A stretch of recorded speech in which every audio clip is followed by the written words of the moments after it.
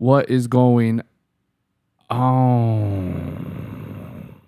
What's going on, guys? What's good, everyone? I'm your boy Mast, And I'm Migs. and we are Woof Logik. This is Woof's Web. Our podcast. And man, it is hot as shit right now. It's been absurd, dealing with this heat all damn week. Heat wave. And it's supposed to be the hottest summer that we've ever had to deal with. But I don't know, man. I feel like every year it kind of gets to this point. Yeah. Sometime like early August. I always think like, damn, it can't be as bad as last year, and it always is. And it keeps going. You know what yesterday really reminded me of? I don't even remember. Wait, did you go to the first hard summer at the Speedway, Fontana? No, I was broke vibes. Wait. You went the second day, huh, or something like that? Yes, I snuck in the second day.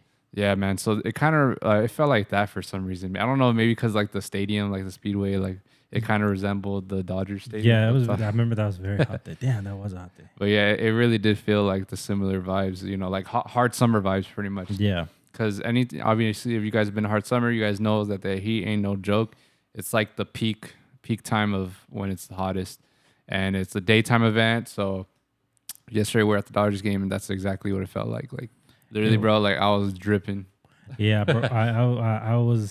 I couldn't tell what was sweat and what was sunscreen because I was just glistening the whole day. I felt like that guy from Twilight. Yeah, no, but that shit was crazy yesterday. Those blue drinks, man. Those things are pretty good though. I didn't get to try. I didn't. You know what? I didn't like. All I had yesterday was like 2 Michelob Ultras, and one of them really, Lucky. And one of them was like I was gonna put it like because we brought in Michi cups, and my dumbass put the little packet in the cup before I poured it in the cup, so everything just spilled over. So it was just like half a beer. I was like, damn, that's right. I was sad. Yeah, I dropped one of the blue drinks too because the fucking cup holder, it didn't hold it. Like, yeah, the cup was too tall. That was on me, I guess. But I thought it was gonna be able to hold it. I was like, I don't know why in my head I was like, all right, these cup holders are meant for any cup that's given at the stadium. It has to be. I mean, and I was wrong. Yeah. Yeah, I spilled that shit. But yeah, man, it was fun while it lasted. Yeah, I mean, it was really hot yesterday. Yeah, I think the heat really like made it a lot worse. Yeah, I was like, damn, because we sat in the nosebleeds. I'm not like I don't mind where we sit. We weren't at the furthest up the yeah, top. I didn't realize there was another layer on top. Yeah, I didn't realize that, but I was like, damn, we're getting like blasted by the heat. There's like a whole other like half a section that's just like getting covered by shade. Yeah. And us we're just roasting out there. Like, damn. Yeah, man, we got fucked, and maybe it wouldn't have been as bad if it actually started at 1 o'clock because the sun would have been like the other side of us. Oh, that's true. But by that time, it's on the other side, which is where it's beaming straight at us. But yeah, fucking Red Sox, they had to go and lose that shit. They got swept. They did, man. They got unlucky. I don't know what dude. That pitcher, that Crawford dude. I did like a little parlay on Price Picks, and he's the only one that fucked it up. It was a flex play, so I still got like $12. But I would have gotten 50. But he has it was like for like a pitcher fantasy score of like 33, and he was hitting them. He had a pitcher score of 8. Damn. Yeah, bro. He was like I don't know what was wrong with his pitch, but like everybody was hitting those balls. Damn. I seen Ohtani got a hit. He did. I didn't even notice, bro. Like every time it was like Dodgers, I was like, wow. What I was like, what happened? What happened? Yeah, look, he was pretty high scoring, 9-6. That's pretty high. Yeah, it was a ball for like the score does not correlate to how the game went because Red Sox got their last 3 in the last inning. Yeah, and I'm like, it was like 9-3 for like a cool couple of innings where it was just like, damn, they couldn't get anything going. Yeah, I think the last inning was just pity points. Those 3. Yeah, I was like, damn. Those poor Red Sox. Yeah, but definitely you won't catch me at a baseball game anytime soon. Fuck those games. I hate them. I mean, yeah, you know what? I mean, that's why I don't really care. I mean, I had a good time. Like, anytime I have time where we spend with our boys and, with our homegirls and, their ladies and stuff. Like, it's always a blast. So, wherever the environment that may be. So, I never had an issue. But I also like, I don't care for the Dodgers. Yeah, I think the weather, like I said, it's just the weather. Because I'll deal with that weather for, shit that's worth it. Like football games or something. I'll be in a nosebleed. Bro, I'll take a shirt off. I'll take my shirt off and just. A nosebleed just blasted by the sea. Like, go Broncos. We're all passing out.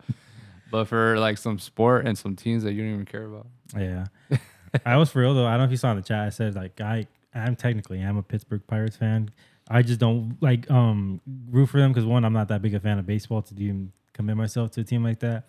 Two, they've been asked for years, like years. It's like hard to rep on them. And then three, because we live in the IE, anytime you wear like the P hat, people always assume you're from Pomona or you're repping Pyru or some gang shit. And I'm like, you can't just wear a hat just to wear a hat out here. Damn. So why did you become a Pirates fan? I found like this old baseball card of like this old ass Pittsburgh Pirates player, and I'm like, damn, this shit's hard. I thought like the logo looked cool.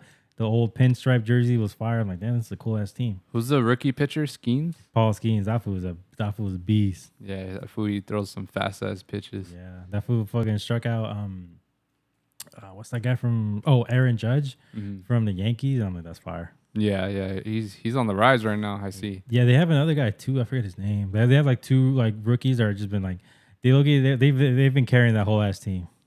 Yeah, I don't know. Baseball is like super wishy-washy, it seems. I don't know what teams are like the top. I know Yankees are always like historically one of the best teams. It's usually the teams with like that spend the most amount of money, or they have good coaching. Well, Dodgers are up there, right? Like they're top. Yeah. They throw money at everybody. They always hire the best coaches, which is sad because all that effort and money amounts to just one World Series.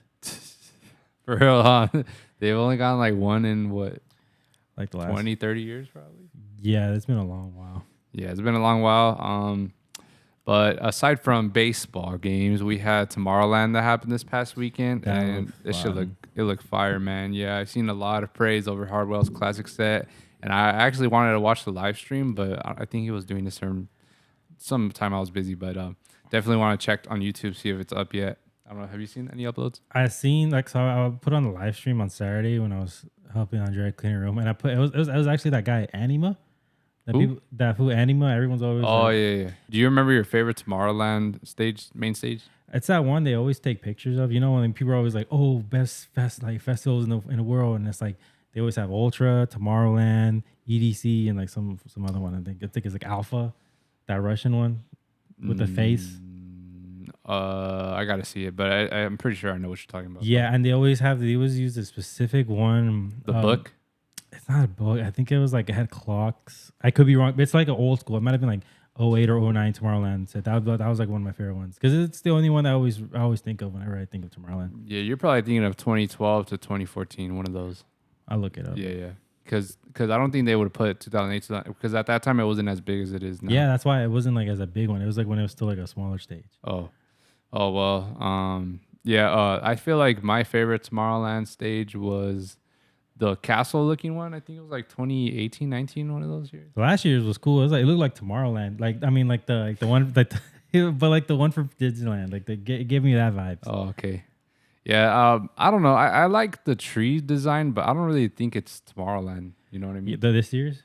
No, not. I think this year's they did it better because this is supposed to be like a sequel to 2016, the one that's full of like literally like trees, like broccoli looking trees. Oh yeah. I mean, they said this is supposed to be like a sequel to that story, but I don't know. That one was actually my least favorite stage design, but it's still like a sick ass stage design. It's just not Tomorrowland for me. You know what I mean? Yeah. Like the same thing with like EDC. Like I love every single main stage that has an owl or something of that sort, but when they go into other realms, like it's dope as hell, but it's not like what I grew up knowing, which is always like the symbol with the owl. So like Beyond used to have the owls. Like every festival would have some type of owl in it. Yeah, I mean, I think who did the owl first? I don't know about first, but I know Insomniac's for sure the one that popularized it. Like, yeah, they pretty much trademarked the hell out of that. Yeah, pretty much night owls. You know, that's what they came up with. Yeah. So I'm pretty sure it was them. Oh, you know what? I think it is them because you remember those DJs that went by Night Owls and they were like they had to change their name if they wanted to DJ there. Yeah, that was supposedly. That was the rumor. Yeah, I don't know, but I actually do remember that. Yeah. So I think they did trademark Night Owls, something like that. There's honestly a lot of stuff under the Insomniac umbrella. Like a lot of brands where it's clothing or labels or sorts of that production companies. Bro, even like a lot of festival collabs or club collabs now, it's all like Insomniac. I think they run North America pretty much. For sure the entire West Coast, like most. Yeah. they got that shit on lockdown. They do have some like events a lot on the East Coast. They actually, you know what, they were where they really don't have like a hold from is the middle of America. The middle. Well, they tried Middlelands, right? Yeah, and I think I knew it was a great success, but the venue or the county where they said like, nah, we're not doing this again. They like they just didn't want that kind of like I don't know like vibe or whatever. Rowdiness. Yeah, the rowdiness. But I heard it was like a great success. It looked cool as hell. Like they had like really unique stage designs, like that one where it just was like Middlelands, but it was like at the dubstep stage. I was like that was really cool. Yeah. Yeah, I know a lot of people miss that festival, and they've been saying they would want to bring it back and everything, but they just haven't gone to it. So we'll see if we ever get that again. I guess maybe that's probably why it's a good thing. Lost Lands is happening. It's kind of like it's not the exact same as Middlelands, but kind of gives people that little itch. Oh yeah, that's like 2012, no? Yeah, I thought it was earlier, but they always use this picture back in the day. They were like Tomorrowland, EDC, like which one's the best one? They always use these pictures. Yeah, show the camera. Maybe you'll be able to catch it, so that way they can see. Zoom in, Mike. Hey, I'll zoom in. There's so many cool things to explore at Tomorrowland. I didn't realize. Like, there's this EDM news page. They've been posting a lot of clips, and they have like a rave cave. Apparently, I think Shaq or his son was DJing it. Apparently, at Tomorrowland. Yeah, that's far. So yeah, it's like pretty much a little tunnel with a little stage in there. So I don't even think that's under one of the stage lineups. You know what I mean? So there's so many stages at Tomorrowland to begin with. You don't even think about these little small stages. I seen a video of apparently Clapton was dropping a set by the bathrooms. That's fire. There's literally just a little cart next to the bathrooms, and you're just DJing it. And there's I don't know if they have like a new school academy for younger kids to DJ. No, I didn't know that. Yeah, they have like a little academy. So they have a stage hosted by the academy. Yeah. So it's a bunch of underage kids DJing over there too. So I guess this 9-year-old, he's now the youngest to ever perform at Tomorrowland.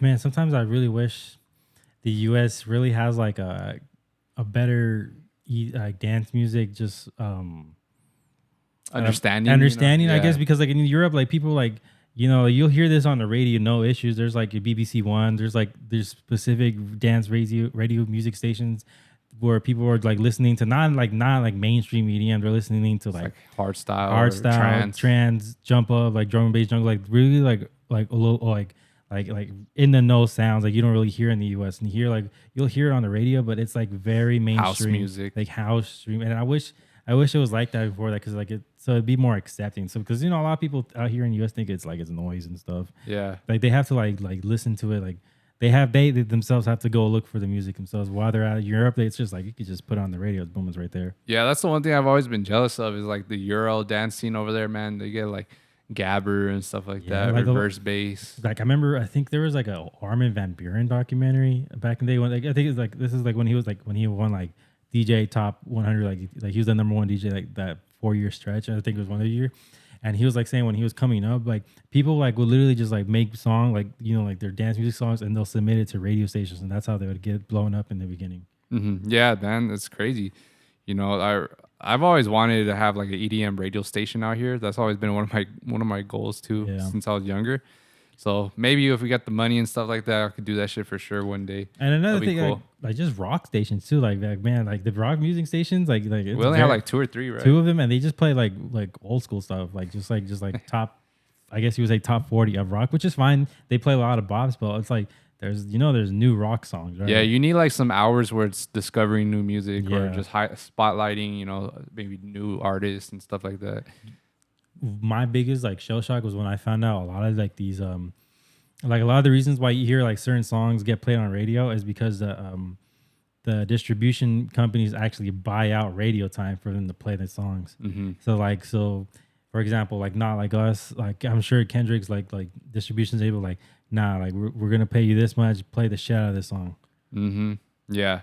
There's a bunch of situations like that, and I just thought they just like always wanted to play. Like, man, there's other songs, but I didn't know. Yeah, that's why you hear the same songs every hour. Yeah, I didn't know it was because they bought the time slots for it. I thought they were just repeating it because it was a dope ass song. Yeah, I mean it's probably both, but for sure the prepayment helps. Yeah, because if you think about it too, as radios, you want to play like music everyone fucks with, and if that song's a hit, but not everyone's in the car, like the full 5-hour, 8-hour shift, whatever they have. Mm-hmm. they got to bring it in rotation. That way, whoever's in the car at this time periodically, they get a chance to hear it. Yeah. It does suck because it gets overwhelming and it just gets annoying at a certain point. Kind of burns out the song, and then people get tired of it for like 5 years, and then they come back to it. Yeah. Yeah, but it's good exposure, I definitely miss those times when when 991 or 102.7, they would have like the EDM hour. Yeah, like on Saturday nights. Dude, I can't count how many times like we would like we would be like we going like just hanging out on a Saturday night, but we sometimes we just call it early or something. Like not even early, it was like 11 or 12. But we're just like, all right, let's just go home. And so I'm driving home and like I'm on the freeway and I put that shit on. Like, damn, they're playing some bobs right now. Yeah, man. DJ Drew, he used to be my favorite. Yeah, shout out DJ Drew, man. He was on 102.7 most of the time. I don't know who he is nowadays. He probably outgrew it. He actually released a song with Layback Luke's label. Really? Yeah. I actually played it at... Is it like this? It's like this, right? Like, yes, it's like this, yeah. I think we played it actually at Arizona. Yeah, it's like a house song, but I don't think he makes too much music though. He's already a little bit older, honestly, so I don't blame him. But yeah, he still be dropping down some fucking banger ass sets. He could do all genres too, but as far as EDM, he's my favorite radio DJ out here. But yeah, I definitely think we need a dedicated EDM show or a radio station to where maybe each hour gets its own like genre, something like that, or you get just random DJs coming through. I wonder how you go about getting like a radio station. Not like how like some people like you obviously people like the 99.1. They had the 99.1. Mm-hmm. How do people go about getting there? Because how sometimes I don't know if you've ever done this, but I'll just go on tune just to hear like new radio stations. A lot of times it's just noise and stuff. Yeah. So I'm like wondering like how you can get the radio station for your area, because obviously that may be noise in your area, but in like maybe like 2 counties over, it's like some top 40 station, but it doesn't work over here. It's probably like an annual fee or something. Mm-hmm. Maybe, I don't know. Probably like a lease. You get to lease it, and if it does well, you just keep doing it again over and over. Dude, I used to. There's like an opera station. I would bump that shit after summer school. 91.1. Is it? Yes. I found it because like it was just like. Randomly, I'm like, man, I'm looking through this and I hear this, like, I'm gonna save this just because, like, sometimes I'd be driving around and I'm just like, I'm tired of hearing top 40. I'm tired of hearing my own podcast. I'm tired of hearing just music. I'm gonna just put this shit on just mindlessly so I don't have to be worrying about music. Yeah, man, I would bump it like as a troll, but then low-key, I was like vibing. I was like, all right. And that was Beethoven's Midsummer's Dream. Yeah, man. But if you guys know how to start a radio station, let us know. Maybe we'll do it one day. Yeah. Maybe we'll set a goal for that. It's like that one movie. Was it called Pirate Radio? Pirate Radio? Yeah, it was like where it was like a propaganda kind of thing, but like they did like a illegal radio station. They were trying to take them down. It was a good movie. I just forgot. I watched it when I was a kid, so I can't remember exactly how the plot went. So how Big Boy does interviews? Big Boy. Like who would be your like dream interview for a radio show? Because if you think about it, man, podcasts are kind of like radio shows almost a little bit. Without the music. Yeah, without the music, because in between songs or maybe like they have a little break in between. They do like an interview for a celebrity, or they'll do like some little segments or little bits, little sketches or whatever, or skits. I mean, but what would be your dream guest?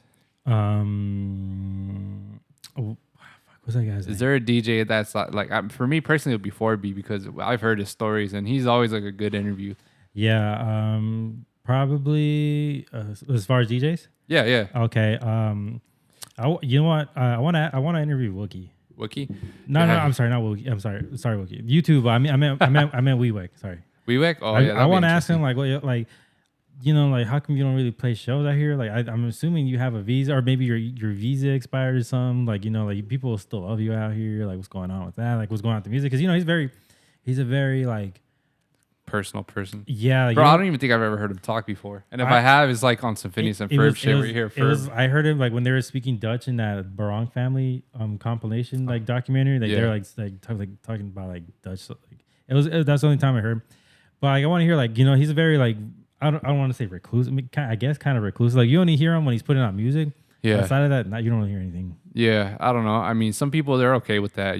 Sometimes they prefer a more minimalistic lifestyle. That's fair. Like I think he still lives with his parents. He mentioned before on Twitter. something like that. Like he still lives with his parents. I don't know if remember he posted a photo of his studio, but he pretty much posted it to show like you don't need all this crazy shit. Yeah, I'm gonna lie. That gave me like a big boost of confidence when he posted that. Like it was like years ago, but he's like, yeah, I still produce off here. Like that's crazy. Yeah. So, yeah, I mean, a lot of people think you need all this equipment. I mean, even we thought it. I remember bought like a bunch of shit when we first started, and I just ended up selling like half of it. We didn't know. No one told you. Like it's like as long as you have like a good laptop and good speakers, you're right. Yeah, pretty much. I mean, we don't really need. You don't really. I mean, I'm sure the MIDI keyboard helps, but we don't even use that. Like I remember like I would listen to like a bunch of like people tutorial like because there's like saying like yeah it's nice to have a MIDI keyboard, but if you don't have it like right beside you, a lot of people they'll just have them right here and work on stuff, and it's like it's just gonna be collecting dust. And we never really had a position where we would put it, so a lot of the times it'd be like in its box, and we would bring it out sometimes to work on MIDI, but then we would just do it on the computer anyways. Yeah, pretty much. I do want to start like messing with like I want to get like some cool plugins for vocals and stuff because I want to do some like well obviously we always need to find vocals for ourselves, but we don't got the voice for it, so I want to like start just being able to randomly just pop out the mic and just fucking talking into it. Yeah, I was like I think Kirby he was doing a lot of his own vocals. Kirby? Yeah. Oh. I think Wookie does too. Wookie, actually, and I mentioned him. Gesture now. Oh yeah, Gesture. Yeah, man. See, and then a lot of these vocals don't even sound like it's them. I mean, once they tell you or whatever, you kind of hear it a little bit, but it does a lot of like processing, post processing, and shit like that to get it to that point. But for sure, that'll be a cool new thing to start doing. I think we could even start setting up a mic in the. I always have like they'd always have like analog synths. I think like Sam Ash, and I always have like a fun time just messing around with that. Yeah, you just have it on loop for a whole hour and just. Tweaking the sounds. Just because I remember like I downloaded like it's kind of like an acid synth sound, but it was a subscription service. I think I cut it off because I stopped using it, but it was like that was the most similarest thing I can do to like having an actual hardware synth and just play around with it. Yeah, well for that you need to get like a rack and just stack up those the hardwares. But the thing with that is that shit's expensive, bro. Fuck yeah. Those shit, each synthesizer is like fucking 500 to 1,000, probably even more. I remember Boombox Cartel. He actually has a studio. That shit looks pretty sick. Yeah, that's pretty stacked up with shit. It's very nice. But also one thing I do hear about producers when they do pick up on a bunch of those is like they just get maybe overwhelmed, but they just get like they don't finish songs anymore because they just get lost just toying with shit with sounds. Yeah, and I could see that happening, bro. Like, I mean, even it happens with us sometimes. You know, we just keep tweaking something, trying to perfect it, and then you just end up just not even following through with that. Facts. So I mean, I can see exactly what they mean by that because once you download too many things to mess with, you're pretty much buying a shitload of toys, and you just like are just spending too much time playing with all of them without even like actually focusing on finishing something. It just becomes like too much. Like your ADHD kicks in, and you just like don't know when to stop. Yeah, for sure. I can't count how many times we've done that ourselves. Where I'm trying to figure out. I'm almost there. I'm almost got the sound, and I'm like, no, it's just trash. Yeah, yeah. But what's called? I wonder who has that sick ass studio? It looks like a spaceship. Fucking. I know Deadmau5 has a really cool one. He has a dope one. Steve Aoki has a sick ass one. I don't think I've seen that one. Afrojack has a sick one. What's his face? Ume Oskin. How do you pronounce it? Ume Oskin. I've always said Oskin. Yeah, that dude. He has a fucking crazy studio. His shit looks legit. But pretty much all these European guys. And then you know what? I think it's. I want to say it's Joyride. I think he has like a cool ass studio because he has like it's almost like an iPad kind of thing that controls like all the functions inside his whole ass studio, and it like lights up and shit. Like that shit's fire. I wonder if Skrillex has like a legit studio like that because every time I see him post clips, he's like just in a fucking hotel room or something. Yeah, that's why he's the ultimate music. This was making like fire in any parts of the country and any parts of the freaking world. He's over here like in some like little slum in like Brazil making some fire ass baila funk beats. Yeah. A lot of people don't know, but like I'm pretty sure your favorite songs have been made just in hotel rooms or on the planes. Yeah, shit like that. Because these touring artists, you don't just get to have a break and just go work on music. Like you got to keep doing the shows, and then while you're making music, that's actually a challenge a lot of people have because sometimes it's hard to like zone in and like just focus on that. Yeah. So I wonder how we're gonna do on those scenarios. Because I can see it being like a bit overwhelming. Like I don't know what it is, just the effort from going to like the airport and like hotels and then to the shows and all that and repeat, and then it kind of seems like it'll be hard to find that time, but we'll only learn as we go pretty much. Yeah, I feel like it's more like you're in there just to see what you can do, not necessarily, oh, I need to make this fucking song. It's just more, let me just fool around and see what I can do with in this airport ride. And then they're like, okay, maybe it sounds like cool. That's a little drope, a little maybe cool ass drop. And like, all right, but I don't got anything else. Fuck it, I'll just throw it over some like remix of like some mashup. And then from there, everyone's like, damn, what so and so's remix of this so and so song, and then like, oh yeah, that's fire, but we can't use it. So then from there, we got to turn it to original. And then I think that's a lot of times how something happens. Yeah, I think what I'm really excited for is like those inspirations, or like when you're on the go, because there's sometimes you come across maybe like a scenery or something that inspires you, and something, I don't know, something like switches in your head. You know what I mean? Like, because a lot of people get that. I mean, I know when I hear fucking birds, I get inspired, or when I hear machinery at the work at our job. I get influenced just based off of that sometimes. Like, I'll hear a noise and I just like start doing it in my head. I'm just like, all right, I'll note it down in my notes, and then we'll come across that whenever the time comes. Yeah, That's how I've actually come across some ideas for our music. Like, I'll just note down whatever I'm hearing in my headphones, and I'm just like, oh, this reminds me of this song, or oh, this reminds me of that, and then that will come back to it. I think a lot of the times crate digging, like on SoundCloud, like always inspires me. yeah. I don't do it as much anymore because like, damn, it's hard to see what's like, just like repost the thing, or if because they reposted just reposted just because they needed to, or if they reposted because it was liked.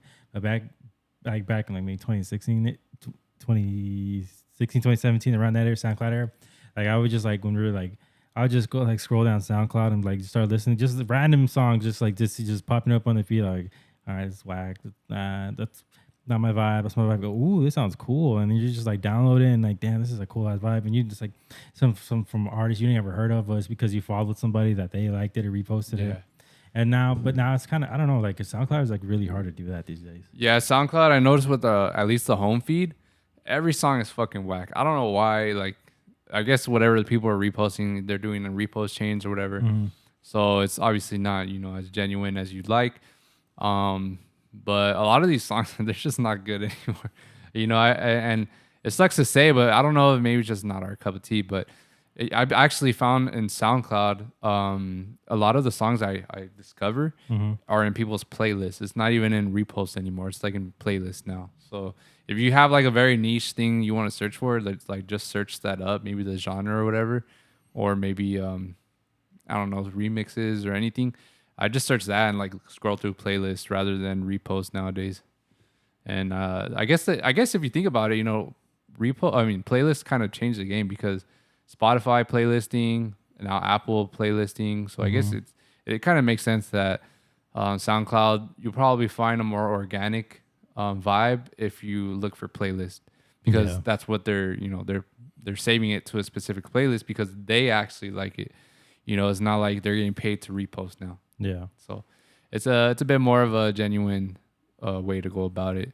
Playlisting. It's very big right now. If you guys didn't know, to get into these big editorial playlists, like, one, your song has to be a fucking banger, but it gets pretty much promoted and pushed like on streaming services like Spotify. Yeah, and then, like, it's like sometimes not even like, it could be a fire song, but sometimes you might, because like, do you know why it did? So when you had to hope to submit into an editorial playlist, you have to submit like before 2 weeks of actual release or something like that, right? Well, yeah, they just kind of advise that you do it 2 weeks, or I think 1 week is all they ask. But the sooner the better, pretty much. Just so like you get like your best chance for your songs to be featured on like these Spotify playlists, whether it's the actual Spotify or these like really like high end playlists people have created. Yeah. Because Spotify and Apple, they have like their own playlists in specific subgenres.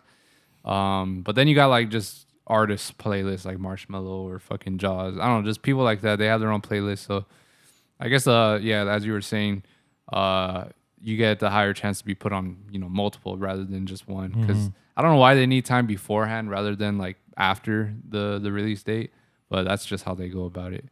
But it's for sure. I want to get on like I I want to get on the main ones though, like the face, like the EDM, like because those are the biggest ones that get pushed by like Spotify and Apple. Yeah. Sometimes like we'll make like I think Full Throttle made it on the hard dance one for Apple, but I want to be like in the broader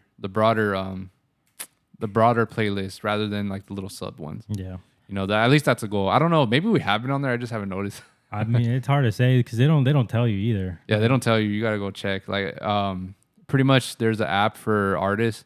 It takes you to Spotify artists or Apple artists, and it kind of gives you your insights for your songs, and it'll tell you like what playlist had the most engagement or traction. Mm-hmm. But I think we have made it on a couple big ones, but I don't know. I just forget. I haven't checked in so long. I've been like so forgetful about, not forgetful, but I've been careless about numbers because, I mean, bro, like clearly, like there was a time where we got way more engagement and shit, and we were doing some cool things, but it's just now that things are different, now that algorithms are different, it's like you don't even need really all the numbers. Oh no, like we're still getting shit done. You know what I mean? We're still doing shit. Yeah, you know what I always wanted to do though? I've always wanted to get like a song on the Beatport Top 100. That'd be cool. Oh yeah, I don't even think we've created a personal Beatport account. I think we only have songs are on there, but like as far from as the labels. Yeah, but like if you look to search, I can't talk today. If you can't, if you search up Woof Logik, it's just like a blank screen right there, but it'll have like the songs saved there, but from like labels and stuff. Yeah. I definitely gotta hop on that one too. I never been a person to use Beatport. I think that's probably that's the reason why. I think Beatport's the main store where a lot of people will get their music bought at. Yeah. Because Spotify, I don't think you buy music on Spotify. No, you just for. I think you could buy on Apple Music though. Let me look at our insights, bro. Because we actually have like a lot of. It's pretty surprising on Apple the amount of shit that we've had done. Mm-hmm. But let me open it up. I'll give you guys a little insight of our numeros on Apple Music. So lifetime plays on Apple Music, we have 162,000. Our average daily listeners are 63. That's so daily. Shout out to all 63 of you all. Yeah. And then we have 219 song purchases. So people have actually bought our music. Thank you. And we have 3.7 thousand Shazams. If you guys don't know what Shazam is, it's like an app that helps you find a song through just hearing it. Like so maybe if you hear a song on the radio, you open up Shazam, you hold it or press it. Turn the volume up. I gotta hear Shazam this. Yeah, everyone has to stay quiet pretty much, and then you gotta just let the audio keep doing. The worst part is when it's an ID because it's just like I can't find it. It's like fuck. Yeah, so pretty much for us DJs, we've heard pretty much every song, and then when you hear a live set, you go on 1001 track list, and then the most banger songs are the ones that are IDs. Yeah, ID by ID. I'm like, God damn. Yeah, so that's the most annoying part about it. But yeah, we've the fact that the one that shocked me the most was the Shazams, the 3.7 thousand. Shout out to all 3.7K of y'all hearing our songs. Like, damn, that must be fire. Yeah, our top Shazam songs: Eclipse, Vendetta, Nuke, Death Feign, Virus, Whammy, Culture Shock, Infinity, and Inception. We have a bunch of other ones, but those are just like our top 10. But yeah, well, man. also didn't like there was like, remember our songs were off Apple Music for a bit. Remember? We had our songs off for I think a year. Yeah, like there's some happened where like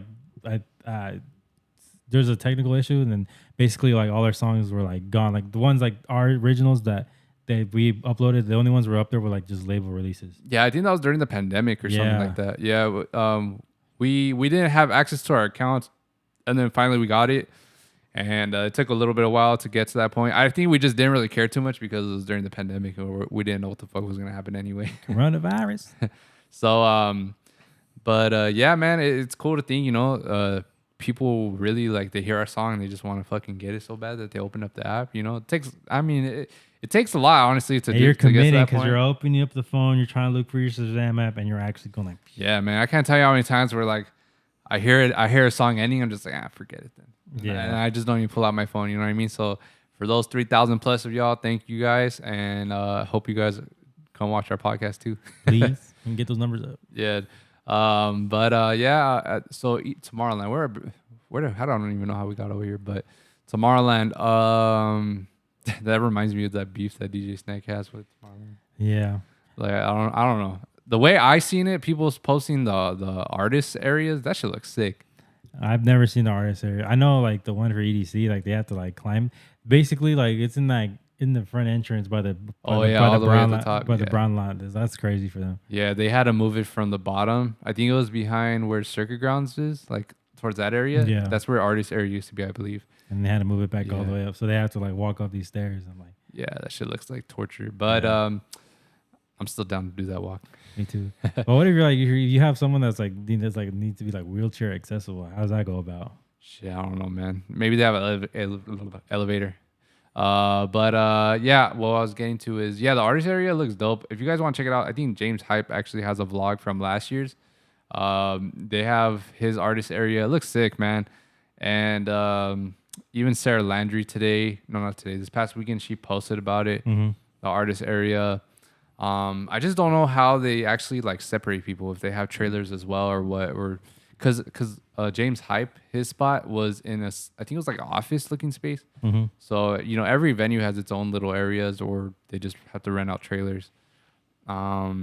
But I wonder, how does Nocturnal have it? They have trailers. They have trailers. They have trailers for everything. Where do you know where they have the artist area for Oh, Nocturnal? like as specifically at Nocturnal? Yeah. Ooh, I couldn't tell you. Like, 'cause there's like that's like the Glen Helen Parkway. There's like so many like it's like it's a vast area, so I couldn't even tell you like where, because they also do camping as well.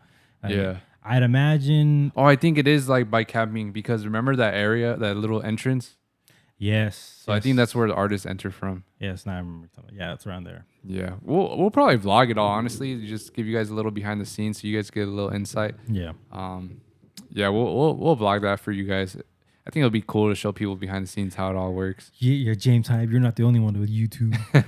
Actually, bro, I think Layback Luke has chilled on that shit too on the videos. He still does them because I've seen them Right, recently. like it's very sporadically. Yeah, I mean that guy. He was on it for like a cool couple of years. Where like he was just doing vlogs live. He was doing tutorials. He was like doing like just like it was almost kind of like how to be a DJ, but not really. But he was just giving because just little tips. And shit. tips and like insights on how he did it, and like what goes about this business, which I fucking love watching those videos. Yeah, I miss those, man. But James Hype, he's doing a lot of that shit right now. Go check out Layback Luke's channel on YouTube. I feel like there's one more. There's got to be another fucking YouTuber DJ. There is, man. There's a bunch of them. Yeah, I mean, just go check. Just search out your favorite DJ's name. You never know what they're posting up. But we'll for sure get those on our Woof Logik channel, on this channel actually. Yep. So we'll record that for y'all. But I don't know, man. I'm excited. We're almost in September already. Yeah. We're about to hit August, so we'll be about a month away. And I mean, the set's pretty much almost done, but I already know the songs are going to be switching in and out. Mhm. If you guys are DJs, producers, and you want a chance to have a song play on Nocturnal, go ahead and send that to us at wolflogicmusic@gmail.com. Please. And we'll go ahead and check through it. If we're going to play it, I'll let you know, because I like to let some artists know. I know it's kind of cool to be surprised, but I definitely want the artists to have an opportunity to go and record it if they want to. Because the amount of times I wish we would have like a heads up. Yeah, or like, cause like sometimes we'll like send music out when we were doing it for festival season, and like they'll like download it or something, but they're not gonna give us the time of day, like, oh yeah, we're gonna play our shit, and then they're playing it, and I'm like, oh shit, we didn't, like, so we're caught off by surprise. I'm like, Yeah. which is actually kind of cool, but at the same time, Yeah. maybe like, It's cool in the moment, yeah. but then like in hindsight, sometimes you be stressing, and sometimes yeah, or because like you like, yeah, maybe they download it, so then you're thinking like, oh, maybe they're gonna play it, and then the whole set, damn, they never played it. Yeah, that's why I feel like it only hit me like that one time, and then I was just like, yeah. Now you just gotta go into it, no expectations, pretty much. But yeah, guys, go ahead, send us some shit. On to other DJ news, we got Deorro. He just signed with Peso Pluma's label. Double P. So I haven't even checked out his label, honestly. So I don't know exactly if it's just purely Spanish based or Yes, what. But because I know Peso Pluma likes hip hop, and he likes, I guess EDM. He's So- like the first EDM artist signed to their label. Yeah, he's the first EDM artist signed to the label, which is really, really dope. I know Peso Pluma, he's kind of new to the scene, so it doesn't hold as much value as like maybe a Kanye West label or something like that. You know what I mean? Mhm. But it's still like, just given the name and how big he's become, it's still a huge accomplishment for someone like Deorro, because Peso Pluma, he's like an A-lister, and for someone in the EDM world to get to to be exclusive to an A-lister like that in the mainstream world and like the general public world, like, it's really dope. It's cool crossovers that you love to see.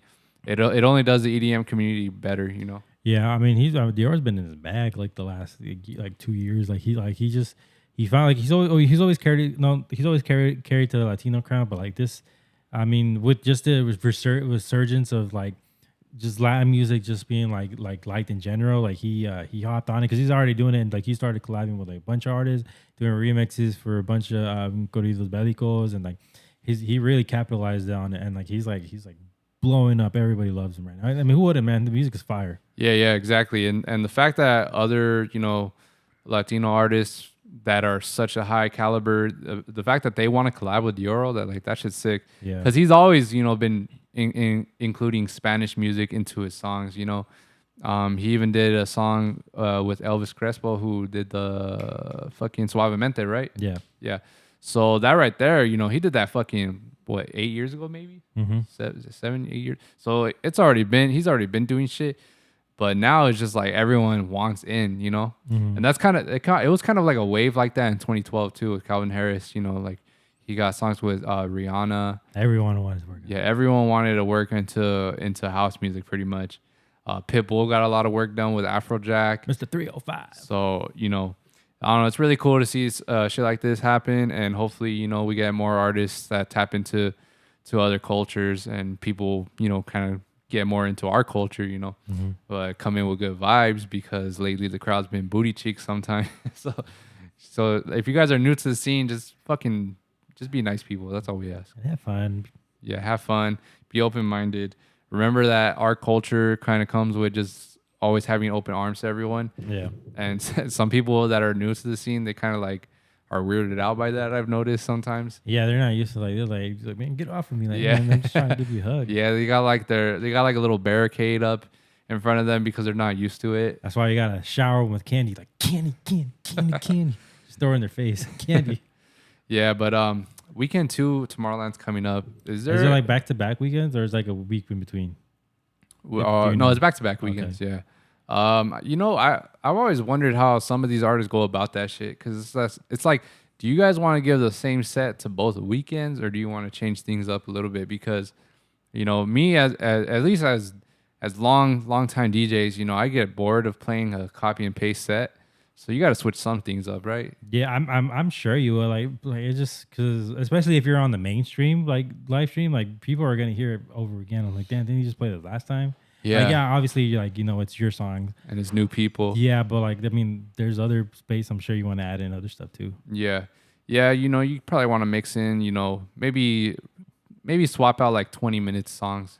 20 minutes worth of songs. And you always want to play your original music. Mm-hmm. But as far as other stuff, you know, like there's some, I think most artists will mix in other DJ songs in the middle of their set because they want to open with their own music and then they want to close out with their music. Yeah. But in the middle, that's when you probably start wiggling stuff around.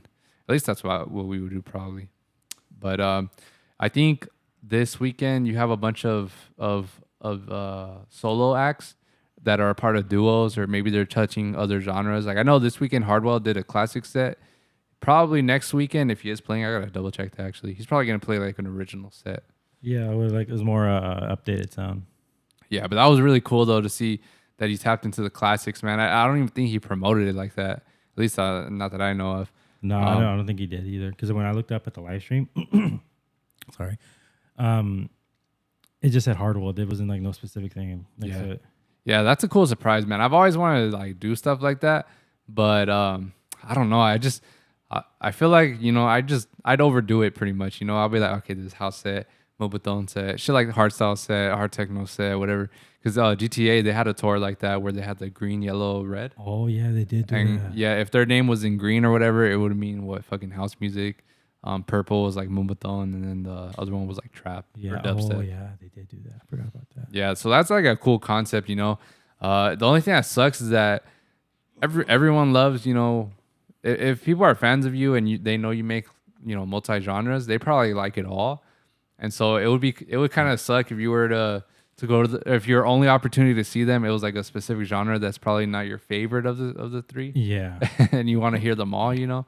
So it's kind of like a pros and cons type thing. Maybe that's probably why they stopped doing it for that reason. Because you know some people like love like all their stuff, but they're like, damn, I was really hoping to hear like their like their house songs, but they only played like the baila funk stuff. I feel like that would have to be its own tour in that year, but at the same time, that whole year cannot be that same concept. You know what I mean?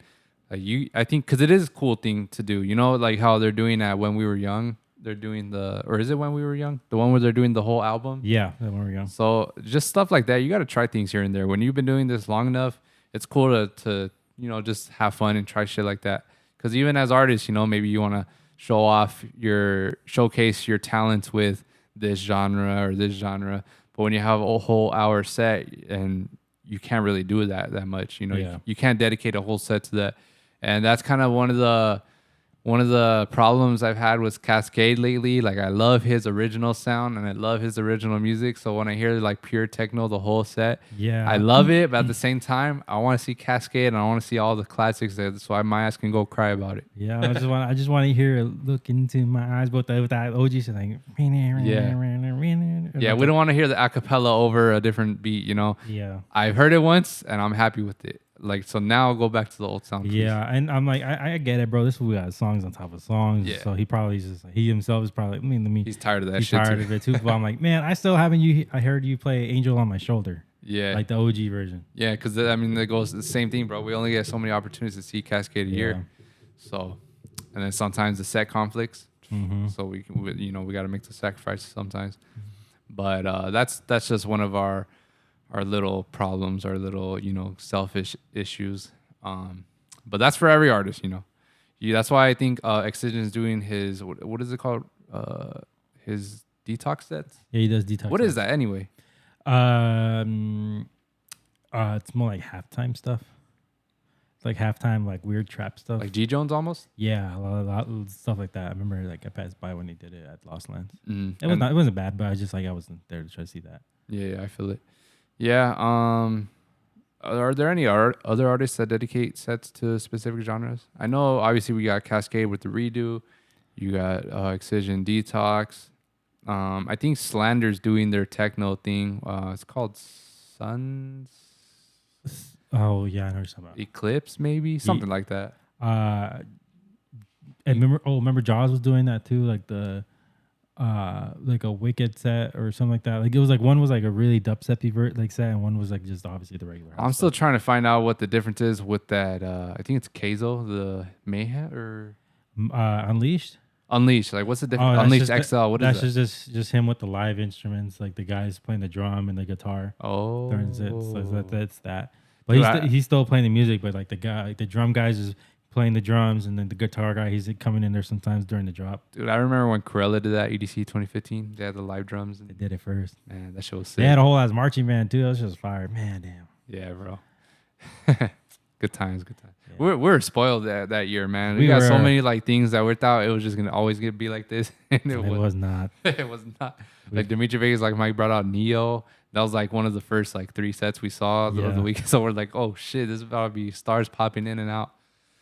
But mind you, they do sometimes. Yeah, they do, but it's not as frequent as it used to be.